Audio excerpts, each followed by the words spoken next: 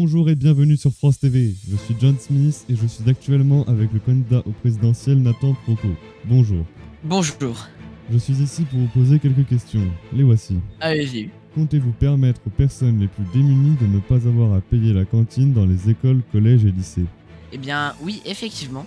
J'aimerais faire en sorte que les écoles, collèges et lycées aient la possibilité de ne pas payer la cantine. Puisque j'ai souvent vu des élèves ne pouvant pas manger dans leur établissement à cause de leur famille qui n'avait pas les moyens pour les financer. Très bien.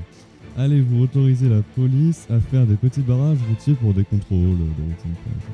Eh bien, oui, donc il y a la douane, bien évidemment, qui a comme but de faire des grands contrôles entre la sortie de la ville et la campagne, mais celle-ci n'étant pas là tout le temps, eh bien, il serait bien pour la police et la gendarmerie de pouvoir faire des barrages là où il leur semble justement la meilleure idée de le faire, pour pouvoir ensuite faire des contrôles de routine et vérifier que tout est en règle. Bien. Vous comptez augmenter les budgets, mais comment comptez-vous rentabiliser toutes les taxes réduites comme les impôts ou la TVA sur l'essence? Et là, ce sera avec l'aide des touristes. Tout simplement, en ajoutant des services publics de divertissement, comme des parcs d'attractions, comme des cinémas et tous ces petits trucs comme ça. Et également grâce aux monuments, à tous les bâtiments qui pourraient être intéressants, à tous les événements qui pourraient être intéressants dans notre pays. On pourrait donc attirer des touristes et grâce à ça, pouvoir gagner de l'argent et financer l'État. Comptez-vous changer quelque chose sur les secteurs globaux de la gendarmerie et de la police?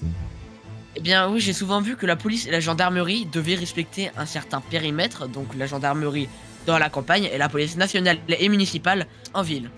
Ce qui est des fois relativement dérangeant, parce que des fois on manque de policiers actifs en ville ou de gendarmes actifs en campagne, et donc pour remédier à ce genre de problème, on pourrait faire en sorte que les policiers et les gendarmes puissent aller un peu partout dans tout le pays, là où ils veulent du coup afin de pouvoir intervenir et surtout patrouiller partout dans la ville.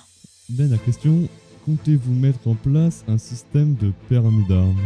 Eh bien oui, pour les permis de port d'armes, du coup plus précisément, on peut le dire aussi PPA, donc qui est une abréviation de permis de port d'armes, faire en sorte que les chasseurs ou les personnes voulant simplement se défendre, s'ils se sentent en danger, puissent acheter un permis de port d'armes puis passer des tests psychologiques et des tests de tir afin de pouvoir s'acheter une arme légère pour un citoyen entre guillemets lambda et une arme possiblement un petit peu plus lourde, donc pour les chasseurs par exemple, et donc qu'ils puissent pratiquer leur métier ou même pouvoir se défendre sans problème et que tout reste en ordre. Très bien. Eh bien, merci beaucoup pour vos réponses. Eh bien, je vous remercie aussi beaucoup pour avoir été présent. Au revoir, monsieur. Au revoir.